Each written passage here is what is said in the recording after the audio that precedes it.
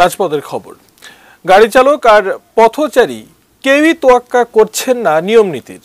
সুযোগ পেলেই যেন আইন ভাঙার হিড়িক সবার মধ্যে। আর এসব নিয়েই চলছে ট্রাফিক পক্ষ। তবে ছুটির দিনে নেই পুলিশের তেমন কোনো কার্যক্রম। উপরে ফুটওভার ব্রিজ থাকার পরও প্রতিদিন জীবনের ঝুঁকি নিয়ে এভাবেই রাস্তা পারাপার হচ্ছেন রাজধানীর কিছু মানুষ। ট্রাফিক সপ্তাহ, ট্রাফিক পক্ষ কোনো কিছুই যেন তাদের সামনে বাধা হয়ে দাঁড়াতে পারছে না। তোমরা তো নিরাপদ সড়ক চাই, আমরা ওই পারে যাব। এই ব্রিজটা কেন ইউজ করতেছো না? আচ্ছা, এই ব্রিজ ইউজ করলে তো আমরা এখানে আসবো, তাই না? একটু তারা আছে তো আমি যে সিগন্যালটা দিছি এর জন্য আশা করছি। হার্টের প্রবলেম আছে তো এই জন্য আমি দিয়ে আসবো। আজকে হলিডে তো এই জন্য দিলাম আর কি। সিগন্যালের শর্টকাটে আসছি।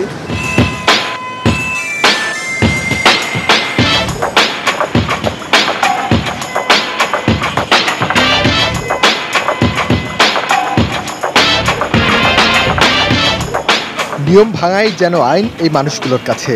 পুলিশের কিছু সদস্য বাধা দেওয়ার চেষ্টা করলেও তবু তোয়াক্কা নেই কারো। এ যেন চোর পুলিশ খেলা। যত্রতত্র বাস পার্কিং যেন একটা নিত্য নৈমিত্তিক ব্যাপারে পরিণত হয়েছে ঢাকা শহরে।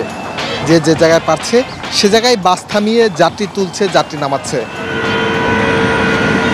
ব্রেক করছি যখন তার পিছনে থেকে আমার ব্রেক করতে হয়েছে।